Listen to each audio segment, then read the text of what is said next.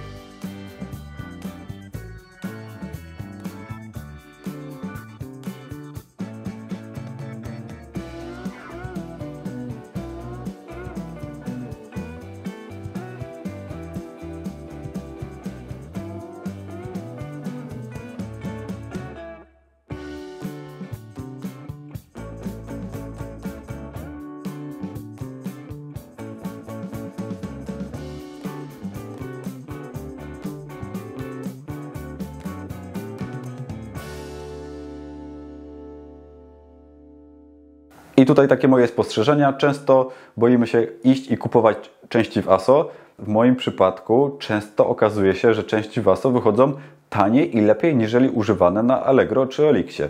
W tym przypadku nowe osłony w ASO okazały się być tańsze aniżeli używane osłony na Elixie, które to używane osłony pewnie też sprzedam, mimo że są połamane, bo ludzie kupują też połamane, bo ich może są jeszcze w gorszym stanie po prostu.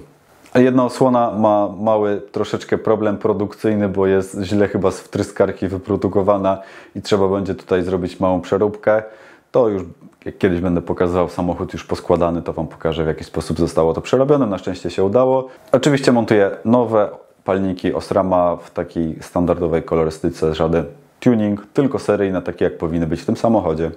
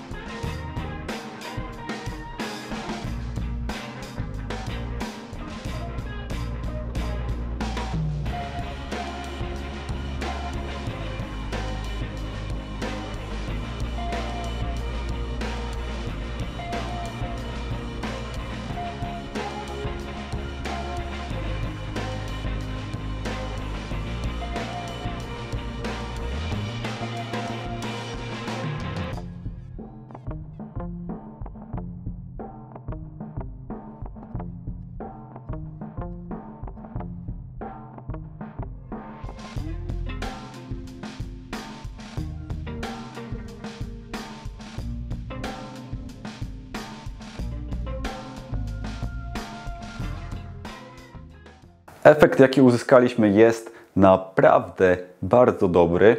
Tutaj już montuję lampy do samochodu.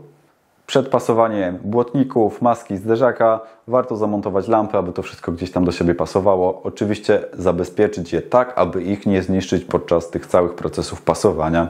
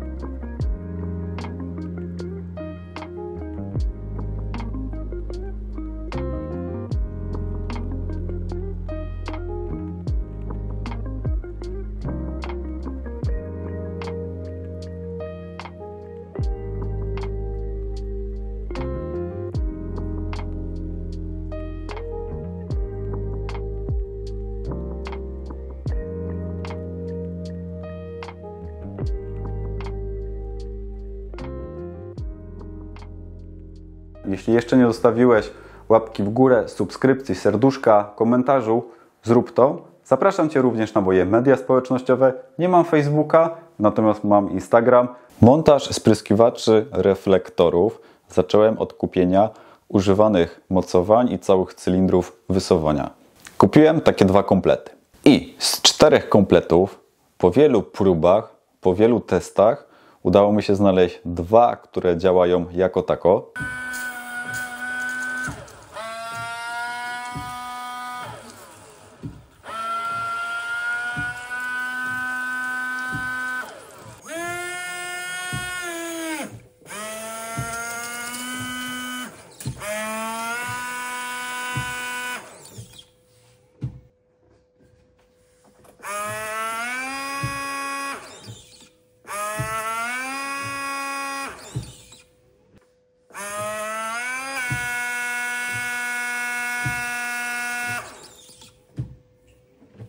to kupiłem do nich nowe dysze spryskiwaczy i system spryskiwania na nowych dyszach nadal nie działał. Problem prawdopodobnie jest w tym, że te całe siłowniki wysuwania są już po prostu zużyte i nieszczelne. A montując nowe dysze do starych całych cylindrów wysuwania, prawdopodobnie zapchały się te dysze. Po przedmuchaniu ich powietrzem jedna ożyła, druga nadal nie. Cupra to samochód sportowy, więc nie miał spryskiwaczy, kosztem tego, że miał wielki interkuler na środku, od którego orurowanie odchodziło na lewą stronę, w miejscu, w którym powinny być spryskiwacze. U mnie interkuler jest przeniesiony na dół, więc to miejsce jest, więc po lewej stronie spryskiwacz mieści się bez problemu. Po prawej stronie jest tak mało miejsca, że nie mieści się duży zbiornik na płyn. A w przypadku małego, 1,5 litrowego zbiornika, przy takim systemie spryskiwania przedniej szyby, reflektorów, to ten płyn będzie bardzo szybko uciekał.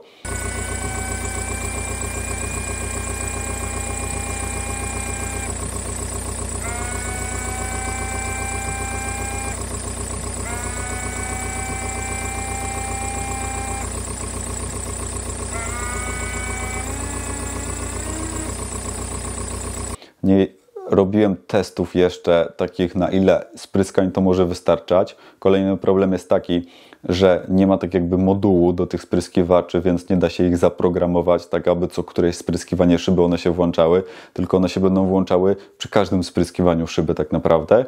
Aczkolwiek, żeby one się wysunęły, to trzeba przytrzymać przez chwileczkę, więc takie szybkie pryśnięcia na przednią szybę nie będą powodowały wysuwania się, natomiast gdzieś tam jakieś ciśnienie się ruszy, więc ten płyn na pewno gdzieś będzie ubywał. W ramach testu kupiłem duży zbiornik płynu do spryskiwaczy, taki z wejściami na 2 pompki. Zamontowałem go, no ale oczywiście nie pasuje. Po pierwsze, halogeny w Cuprze tak głęboko wchodzą, że dotykają. Po drugie, zderzak ma tak mało miejsca, a ten zbiornik jest tak wysunięty, że zderzak nawet się nie chce wsunąć. Więc zrobiłem taką przeróbkę, że odciąłem to mocowanie pompki do dysz spryskiwaczy i wkleiłem do małego zbiornika. Tam już dokonywałem testy i próby, tak żeby sprawdzić, żeby faktycznie się to zmieściło i mieści się to razem z halogenem. Do tego założyłem nowe węże. No i po wielu próbach w końcu spryskiwacze działają jako tako.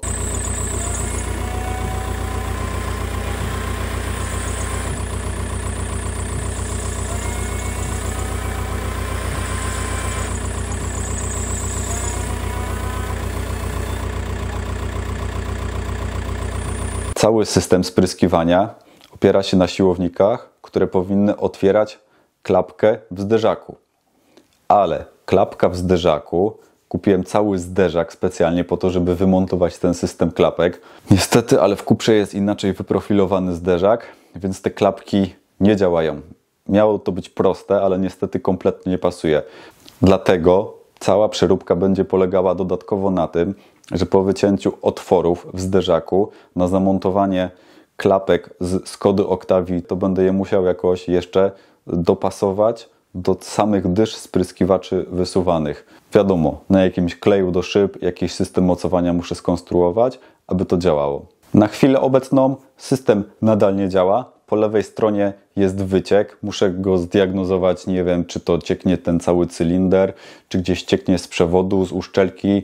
Gdybym miał drugi raz to robić, to w tym momencie raczej bym do tego tematu nie podchodził, ponieważ wydałem dużo pieniędzy na wszystkie zespoły, które są do tego potrzebne. 4 używane dysze, do tego dokupiłem 4 metry węża, do tego kupiłem 2 nowe końcówki, do tego jeszcze dokupiłem nową pompkę, do tego kupiłem cały zbiornik po to tylko, żeby przeszczepić ten malutki fragment do pompki. Jeszcze musiałem kupić 2 wtyczki do małej pompki, do dużej pompki, polutować to wszystko. Także gdybym miał podchodzić do tego tematu drugi raz, to na pewno by nie podchodził. Kupiłem cały zderzak, więc jakby ktoś potrzebował zderzak do Ibizy, to mam zderzak do zwykłej Ibizy czarny z wyjściami na spryskiwacze i też mam cały ten system otwierania, czyli mocowanie klapki, klapka z osłonką, tą, która ma iść do pola kierowania. Też chętnie to komuś sprezentuję, jeśli ktoś takie coś potrzebuje. I powiem to po raz kolejny, problem ze starymi samochodami jest taki, że nikt już takich rzeczy teraz nie tuninguje, nie modyfikuje i z reguły ktoś, kto wkłada lampy ksenonowe albo jakiegoś billeda robi, to nie montuje tego systemu spryskiwaczy. Ja chciałem to zrobić, żeby mieć jako taki fajny gadżet w sumie, bo tak naprawdę czy to czyści reflektory, no to zdania są podzielone, ale wedle przepisów powinien być przy lampie ksenonowej system oczyszczania tej lampy. Teraz jak już zacząłem, to wypadałoby to w jakiś sposób zakończyć. Nie ma też tego złego, ponieważ jeśli by coś nie działało, to zawsze można tą pompkę wypiąć. Plus zawsze można wkleić na stałe te zaślepki spryskiwaczy. Problem z systemem klapek i wysuwania jest taki, że to nie jest do tego samochodu, ponieważ do tego samochodu nie da się kupić żadnego używanego zderzaka z klapkami w wersji poliftowej, z wersji Sport, w wersji tam od 2006 rocznika FR, bo wtedy wychodziły takie zaślepki i był ten system mocowania ich do dysz. Natomiast takich zderzaków jest jeden bardzo zniszczony za 800 zł na znanym portalu, a jeśli bym chciał kupić takie nowe zaślepki, to są w ogóle nieprodukowane. I dlatego musiałem to zaadoptować ze Skody Octavii drugiej generacji, bo tak gdzieś znalazłem na internecie.